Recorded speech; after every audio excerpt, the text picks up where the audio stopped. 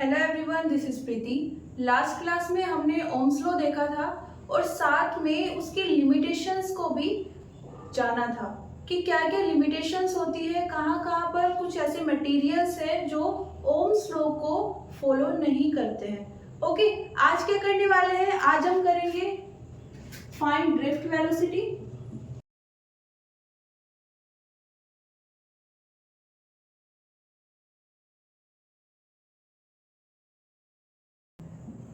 क्या होती है हमारे पास ड्रिफ्ट वेलोसिटी? देखो, हमने देखा था कि कंडक्टर होते हैं, कंडक्टर में इलेक्ट्रॉन्स होंगे, ओके, और वो फ्री इलेक्ट्रॉन्स, हम फ्री वाले इलेक्ट्रॉन्स की बात कर रहे हैं, तो जो फ्री इलेक्ट्रॉन्स होंगे वो मूव कर रहे होंगे, ओके, तो उनकी कुछ स्पीड रही होगी। स्पीड के साथ में क्योंकि वो रैंडम डायरेक्शंस में मूव कर रहे हैं तो हम डायरेक्शंस को यहाँ पर मेंशन कर रहे हैं, और स्पीड में हम अगर डायरेक्शन को ऐड कर दे तो हमें क्या मिलती है? वेलोसिटी। मीन्स हमारे पास कंडक्टर है, कंडक्टर में फ्री इलेक्ट्रॉन्स है और ये फ्री इलेक्ट्रॉन्स वेलोसिटी से मूव कर रहे हैं, ओके, इनके पास कुछ ना कुछ वेलोसिटी है, ओके। अब हमें क्या फाइंड करना है? हमें जानना है कि ड्रिफ्ट वेलोसिटी क्या होती है।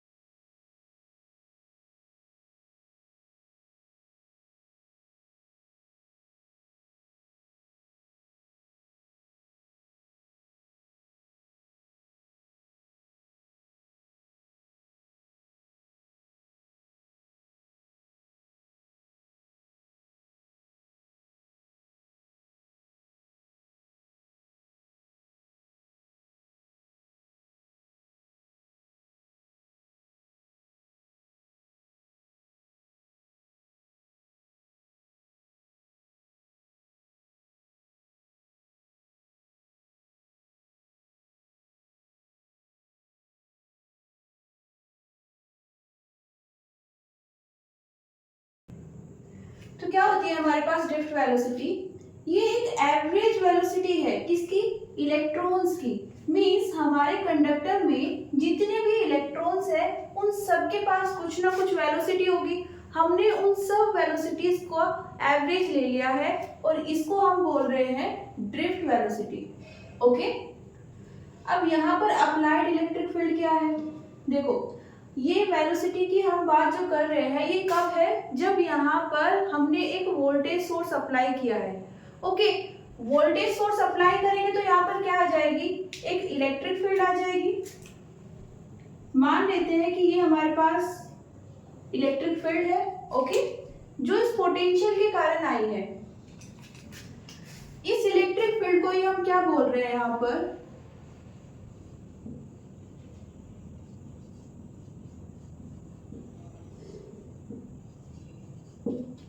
ओके, मींस अगर हम वोल्टेज सोर्स अप्लाई नहीं कर रहे हैं तो कंडक्टर में फ्री इलेक्ट्रॉन्स तो तब भी हैं, तब भी वो मोशन कर रहे हैं, है ना, किसी न किसी वेलोसिटी से वो मूव कर रहे हैं। तो वहां पर क्या ड्रिफ्ट वेलोसिटी नहीं है? वहां पर भी एक वेलोसिटी है, लेकिन उसको हम ड्रिफ्ट वेलोसिटी नहीं बोल रहे हैं, ओके। उस सिचुएशन में हमारे पास जो वेलोसिटी आती है उसको हम बोलते हैं थर्मल वेलोसिटी,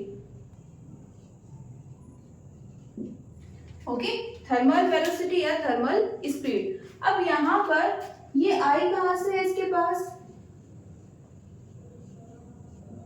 देखो, कंडक्टर का कुछ ना कुछ टेम्परेचर रहा होगा, टेम्परेचर के कारण उसके पास एक एनर्जी आ गई। अब एनर्जी है तो वेलोसिटी भी आएगी, है ना। कोई भी बॉडी है उसके पास अगर एनर्जी है तो वो मूव तो करेगी। तो कारण जो स्पीड या वेलोसिटी इलेक्ट्रॉन्स के पास है उसको हम क्या बोल रहे हैं, थर्मल स्पीड या थर्मल वेलोसिटी।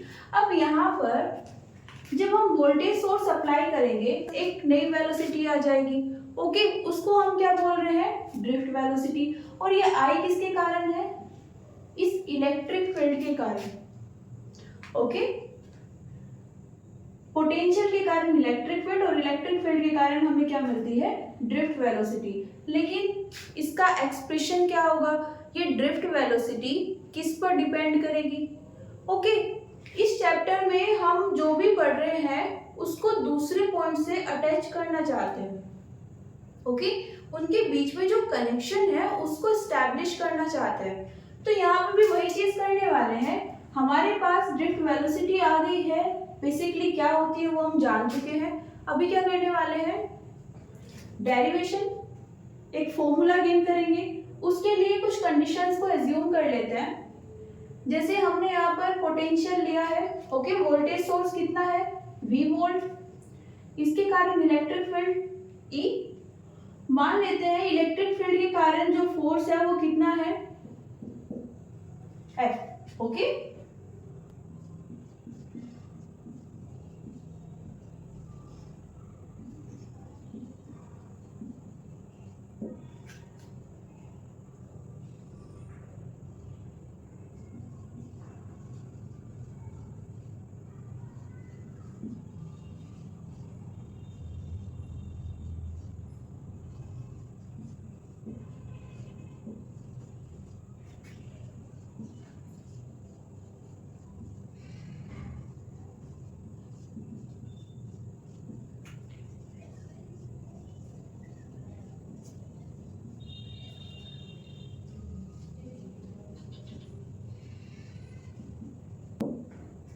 अब फोर्स है, फोर्स के कारण कुछ एक्सीलरेशन भी आ सकता है। फोर्स से एक्सीलरेशन, ये कनेक्शन हम कहाँ पर पढ़ते हैं, न्यूटोनियन फिजिक्स में, ओके।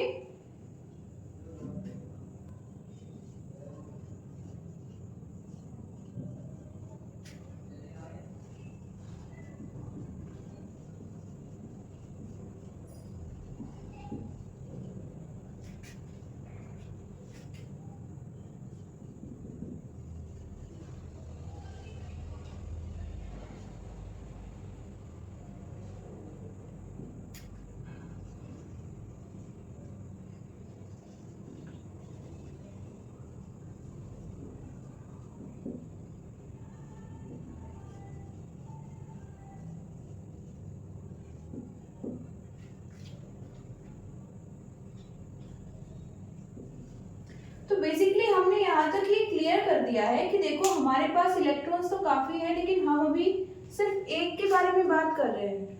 बात करें इलेक्ट्रिक फील्ड और फोर्सेस की, तो ये जितने भी इलेक्ट्रॉन्स हैं उन सभी पर इक्वली अप्लाई होंगे, ओके।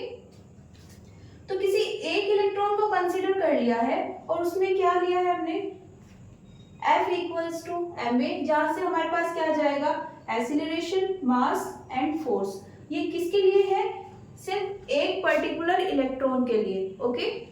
इलेक्ट्रोस्टैटिक्स में हमने क्या पढ़ा है,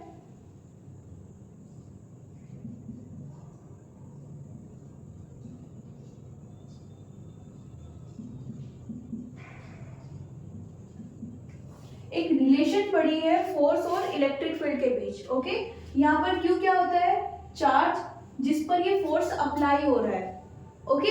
यहाँ पर हमने चार्ज क्या लिया है, इलेक्ट्रॉन है, और इलेक्ट्रॉन के पास पॉजिटिव चार्ज होगा या फिर नेगेटिव, नेगेटिव चार्ज होगा। तो इसको रख देते हैं यहाँ पर, फोर्स कितना आ जाएगा, ओके। अब क्या करने वाले हैं, इन दोनों इक्वेशंस को कंपेयर करते हैं, ओके। कंपेयर या फिर इक्वेट कर ले।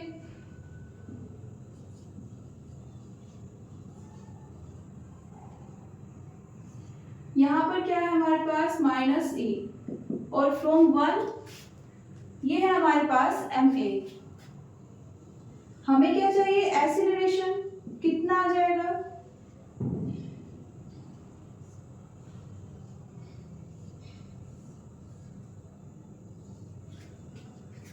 ओके, ये हमारे पास आ जाता है एक्सीलरेशन। ओके, इसको हम वेक्टर फॉर्म में लिखना चाहे तो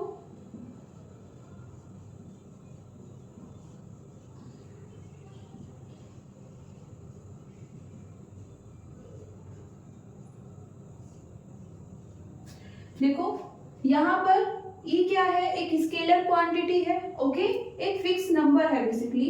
मास क्या होता है, ये भी एक नंबर होता है। ओके, मास एक स्केलर क्वांटिटी होती है, तो ये कितना आ जाएगा ये। ओके, हम बात किसकी कर रहे हैं, एक्सीलरेशन की। ओके, मींस पर सेकंड वेलोसिटी कितना चेंज हो रही है। ओके, और इसका फॉर्मूला क्या है हमारे पास इन वेक्टर फॉर्म। देखो हमारे पास इलेक्ट्रिक फील्ड की ये डायरेक्शन ली है, एक्सीलरेशन किस डायरेक्शन में आएगा, नेगेटिव चार्ज क्या बता रहा है, इलेक्ट्रिक फील्ड की जो डायरेक्शन है उसकी ऑपोजिट डायरेक्शन हम लेंगे तो हमें क्या मिल जाएगा, एक्सीलरेशन की डायरेक्शन। ओके, मींस यहाँ पर एक्सीलरेशन किस डायरेक्शन में आएगा, ये। ओके, और आना भी चाहिए, क्यों, क्योंकि इलेक्ट्रॉन्स किस डायरेक्शन में मूव कर रहे हैं। ओके, पोटेंशियल के आने के बाद में हमारे पास करंट इस डायरेक्शन में फ्लो होती है, मींस पॉजिटिव चार्ज की डायरेक्शन ये है, तो नेगेटिव चार्ज की डायरेक्शन ये हो जाएगी, और जिस डायरेक्शन में वो मूव कर रहे हैं उसी डायरेक्शन में एक्सीलरेशन आएगा, है ना। या तो इंक्रीज हो जाए या फिर डिक्रीज, बट होगा तो इसी डायरेक्शन में।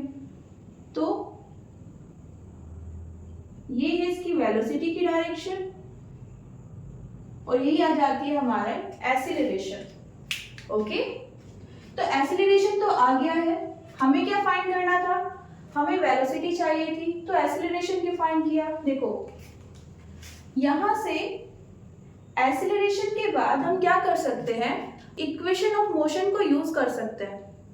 ओके, इक्वेशन ऑफ मोशन में हमारे पास वेलोसिटी होनी चाहिए और एक्सीलरेशन होना चाहिए, वहां से हम एक रिलेशन डेवलप करके अपने एक्सप्रेशन को डेराइव कर सकते हैं। ओके, तो करें।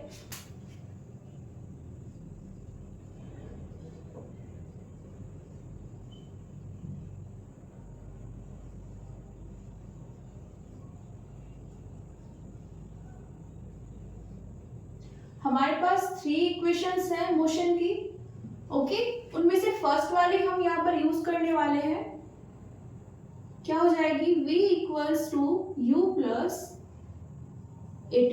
ओके, इसको वेक्टर फॉर्म में लिखे तो ये इसकी वेक्टर फॉर्म आ जाएगी। अब यहाँ पर क्या करेंगे, अपने डायग्राम पर आ जाते हैं अगेन, कंसीडर कर लेते हैं, हम बात कर रहे थे एक इलेक्ट्रॉन की, तो उसे ही आगे प्रोसीड करते हैं।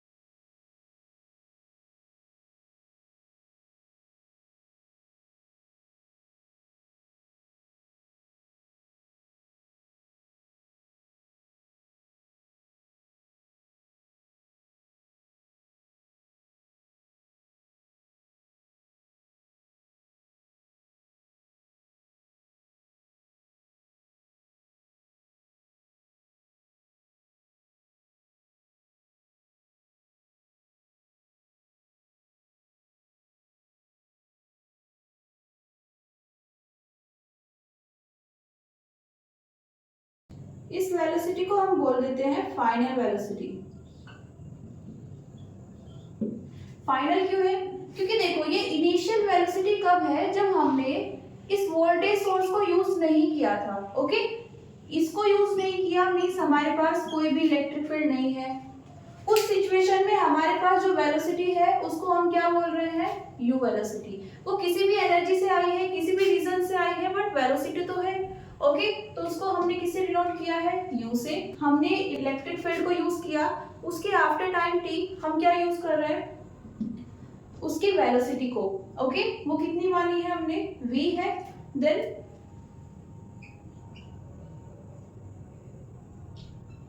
फ्रॉम इक्वेशन नंबर 3 कितना हो जाएगा ये?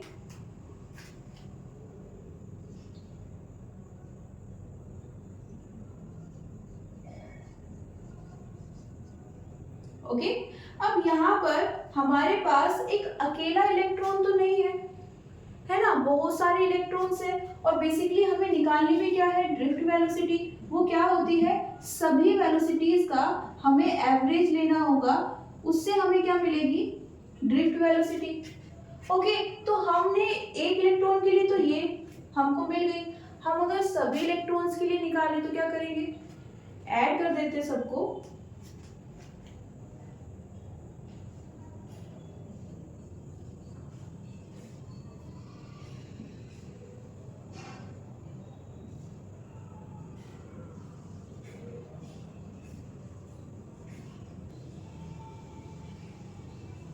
यहाँ पर 1 ले लेते हैं। ओके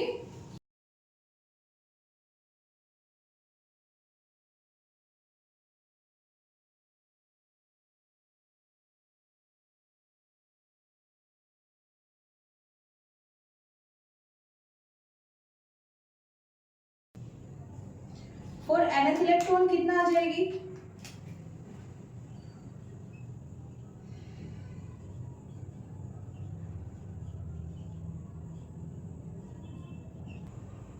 तो हमने यहाँ पर क्या किया है, सभी इलेक्ट्रॉन्स के लिए वेलोसिटी निकाल ली है, ये फर्स्ट इलेक्ट्रॉन के लिए, ये सेकंड, और इसी तरह हमारे पास अगर n नंबर ऑफ इलेक्ट्रॉन्स है, टोटल नंबर ऑफ इलेक्ट्रॉन्स की मैं बात कर रही हूँ जो फ्री हैं, ओके वो अगर n है तो nth इलेक्ट्रॉन के लिए ये इक्वेशन आ जाएगी।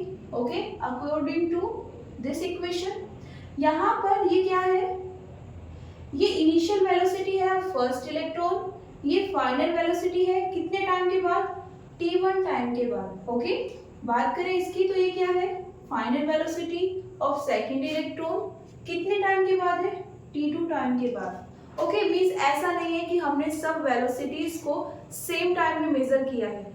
ओके थोड़ा सा वेरिएशन आ सकता है, तो इसलिए हमने क्या किया है, सभी टाइम को अलग अलग रिप्रेजेंटेशन से डिनोट किया है। ओके तो यहाँ पर फर्दर क्या करेंगे,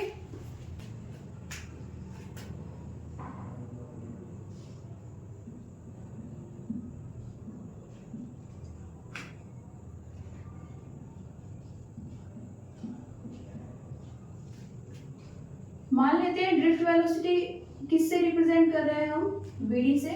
ओके वेक्टर क्वांटिटी है। ओके और यहाँ पर हमें क्या चाहिए, इसका एवरेज। ओके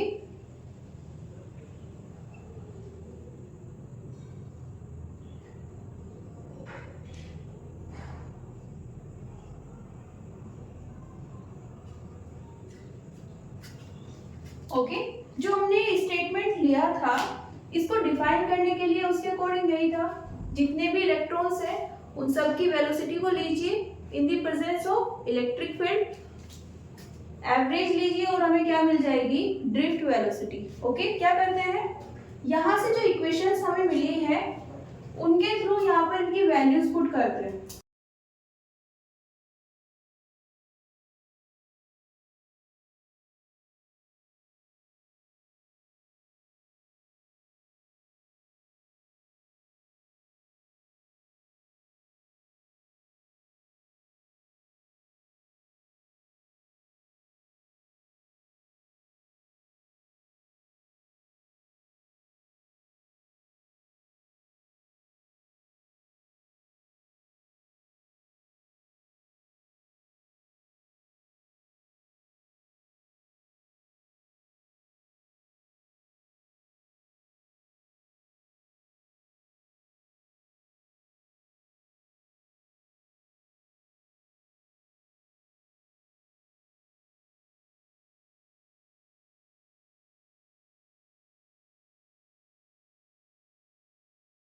अब देखो यहाँ पर एक पॉइंट नोट करने के लिए, हमने यहाँ पर एक्सेलरेशन चेंज नहीं किया है ना, क्यों नहीं चेंज किया है, हमारे पास एक्सेलरेशन आया था a equals to minus e by m। हम सब इलेक्ट्रॉन्स की बात कर रहे हैं, सभी इलेक्ट्रॉन्स का मास सेम होता है। इलेक्ट्रॉन्स में जो चार्ज होगा मीन्स 1e, उसकी वैल्यू सबके लिए सेम होगी। इलेक्ट्रिक फील्ड सबके लिए सेम है, जितने चाहे इलेक्ट्रॉन्स आ जाए सब सेम इलेक्ट्रिक फील्ड एक्सपीरियंस करेंगे। मीन्स जितने भी इलेक्ट्रॉन्स हैं उन सभी के लिए एक्सीलरेशन सेम होगा। ओके, इनिशियली उनकी वेलोसिटी चाहे जितनी भी रहे, फाइनली चाहे जो भी वेलोसिटी आए, लेकिन जब बात आती है इंक्रीजमेंट की या डिक्रीजमेंट की, या बेसिकली हम बात करें एक्सीलरेशन की, तो वहां पर सभी के पास सेम वैल्यू होगी। ओके, फर्दर क्या करेंगे, सबको अलग ले लेते हैं।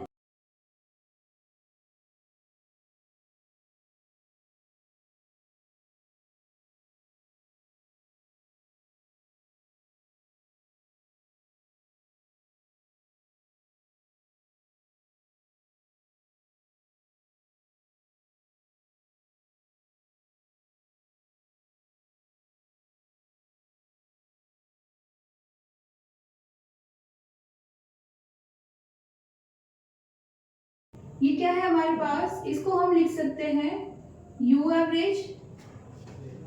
ओके, अब यहां पर ये क्या हो जाएगा, T average divided by N. देखो ये जो इनिशियल वेलोसिटी का हमने एवरेज लिया है ये कितना होता है, 0। क्यों, क्योंकि इनिशियली उनके पास वेलोसिटी तो है, लेकिन वो सभी इलेक्ट्रॉन्स रैंडम डायरेक्शंस में मूव कर रहे हैं। उनके पास थर्मल एनर्जी से वेलोसिटी तो आ गई है ना, एक एनर्जी मिली, उससे उन्होंने वेलोसिटी या स्पीड को गेन कर लिया, लेकिन कोई भी एक्सटर्नल फोर्स वहां पर नहीं है, कोई इलेक्ट्रिक फील्ड नहीं है, तो फोर्स कहाँ से आएगा, है ना। तो कोई एक्सटर्नल फोर्स नहीं है, मीन्स वहां पर कोई डिसिप्लिन नहीं है। ओके, और डिसिप्लिन नहीं होगा तो सब अलग अलग डायरेक्शंस में मूव करेंगे। अलग अलग डायरेक्शंस मतलब जितनी भी वेलोसिटी है उन सब की डायरेक्शन अलग आएगी, ठीक है, और रिजल्ट क्या आएगा, 0 हो जाएगा। ओके, तो इसको पुट करते हैं यहाँ पर, कितना आ जाएगा हमारे पास,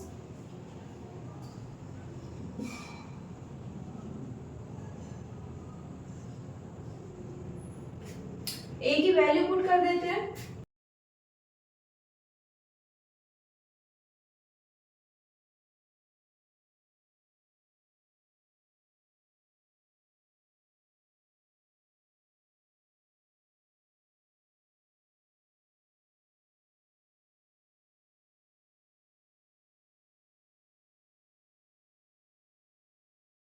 ओके,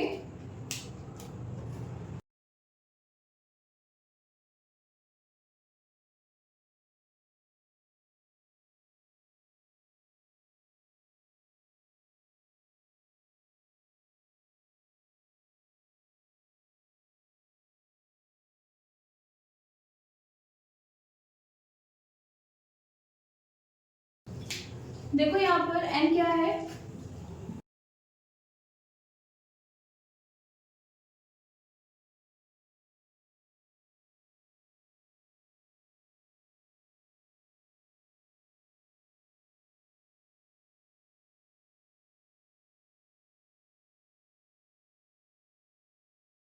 ओके, स्पेसिफिकली ये फ्री इलेक्ट्रॉन्स है।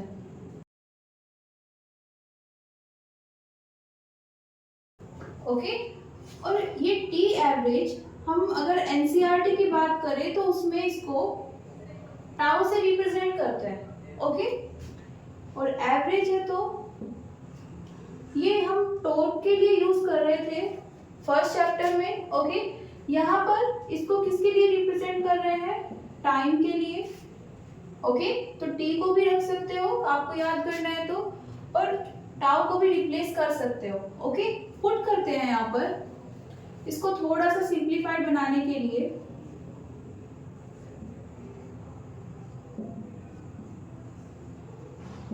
टाउ से रिप्लेस करते हैं। ओके, कितना आ जाएगा,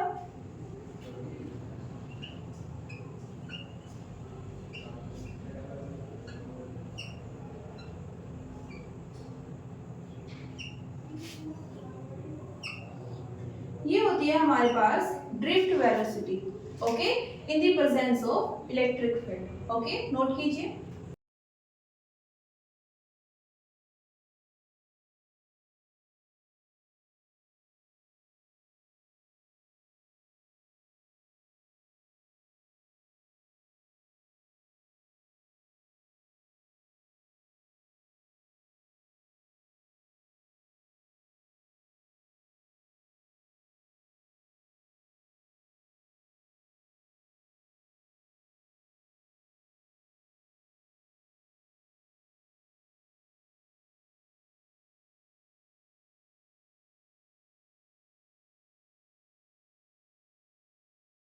क्या बोल रहे हैं हम यहाँ पर, ये टाउ क्या है? अभी तक तो हमने बोला था कि टी या T1 T2 यहाँ पर क्या है, फर्स्ट या सेकंड या nth इलेक्ट्रॉन है जो हमारे पास, उसके टी टाइम के बाद में हम क्या देख रहे हैं, फाइनल वेलोसिटी। तो उसी को हम यहाँ पर किसे रिप्रेजेंट कर रहे हैं, इन टाइम क्वांटिटीज से। ओके, अभी यहाँ पर हमने क्या बोला है कि ये जो टाउ है क्या है, एवरेज है। तो इस टाइम को हम क्या बोल सकते हैं, यहाँ पर जो हमने टी टाइम लिया है, रिलैक्सेशन टाइम।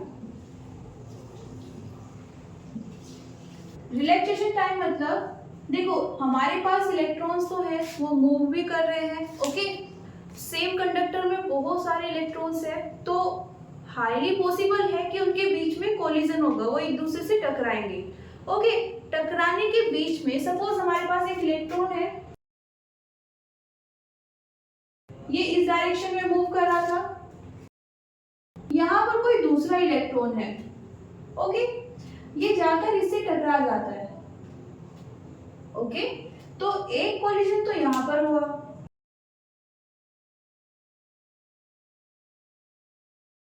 मान लेते हैं इसके बाद इसकी वेलोसिटी में जो डायरेक्शन होती है वो चेंज हो गई है, ये अब इस साइड मूव कर रहा है। ओके, और यहाँ पर कोई तीसरा इलेक्ट्रॉन है ना, अब ये जाकर उससे कोलाइड करेगा, है ना, बिकॉज ये स्ट्रेट पाथ में मूव करता है। जब तक कोई कोलिजन नहीं होगा, इलेक्ट्रॉन एक स्ट्रेट लाइन में मोशन करता रहेगा। ओके, तो यहाँ पर क्या होगा, हो सकता है ये इस डायरेक्शन में चला जाए अब, है ना, लेकिन दूसरा कोलिजन तो हो गया है। तो रिलैक्सेशन टाइम का मतलब क्या है,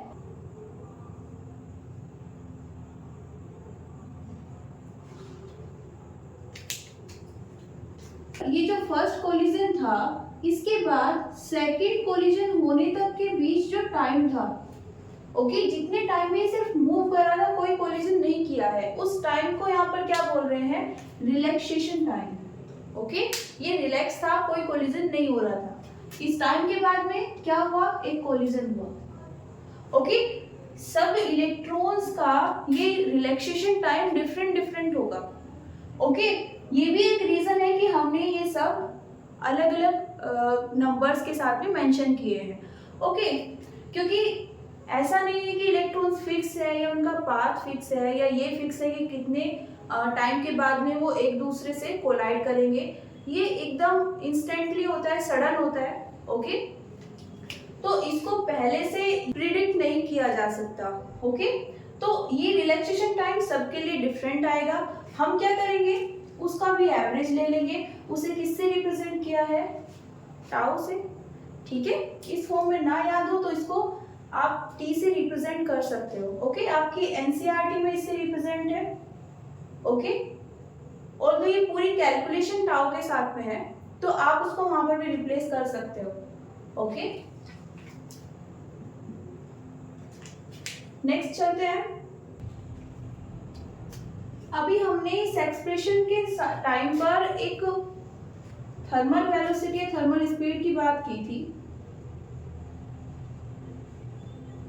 ओके, स्पीड पढ़ लेते हैं, इसके साथ में डायरेक्शन मेंशन कर दोगे तो वही क्या हो जाएगी, वेलोसिटी। ये स्पीड कहां से आती है,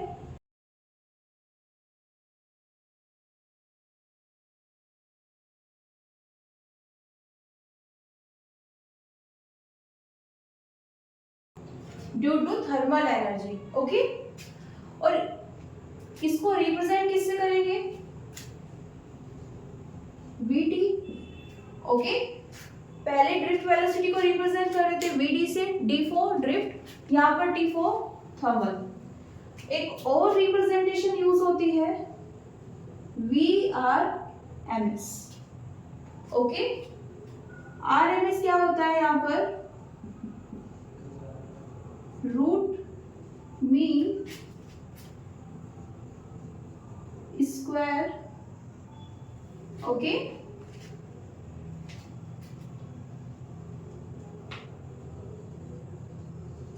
फर्दर आपके पास स्पीड है, वेलोसिटी है या अदर कोई क्वांटिटी है तो उसको यहाँ पर मेंशन कर सकते हो। ओके, तो ये है हमारे पास रूट मीन स्क्वायर, आरएमएस की फुल फॉर्म। तो हम इसको वीआरएमएस से भी डिनोट कर सकते हैं।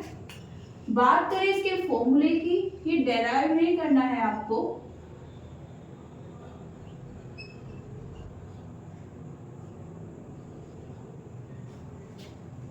ओके। यहां पर m क्या है?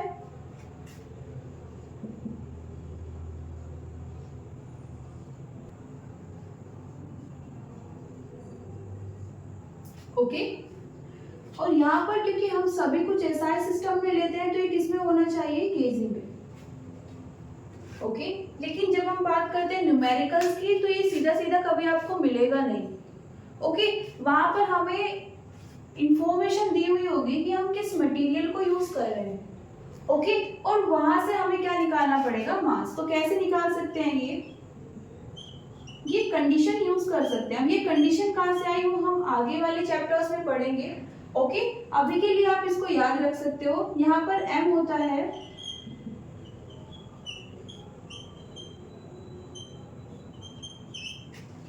Molecular weight. ओके, एटम्स दिए हैं तो एटॉमिक वेट। और Na क्या होता है? आवागाद्रो नंबर।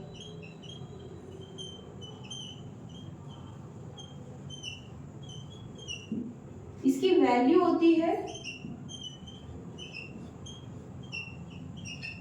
नंबर है तो ये यूनिट लेस होगा। ये क्या है? ये हमारे पास वेट है, ये आएगा ग्राम में। ओके, जितने भी मॉलिक्यूल्स हैं उन सबको ऐड करना है, उन सबके वेट को ऐड करना है। ओके, हमारे पास जो क्वांटिटी आएगी वो ग्राम में आएगी। ओके, लेकिन ये क्या है? केजी में। तो याद रखना, कैलकुलेशन गलत ना हो इसके लिए क्या करना है?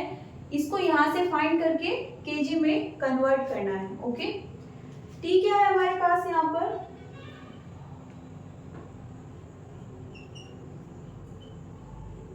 टेम्परेचर है और इसे किस में लेना है? केल्विन में।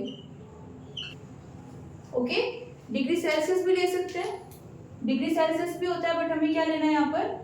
केल्विन। ओके, क्यों? हम यहाँ पर बोल्ट्जमैन कांस्टेंट यूज करते हैं। के भी क्या होता है?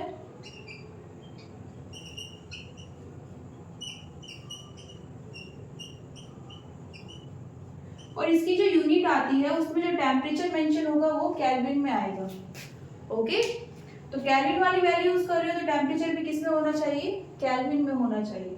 ओके, तो आज के लिए इतना ही, मिलते हैं नेक्स्ट वीडियो में। So thank you everyone, see you soon.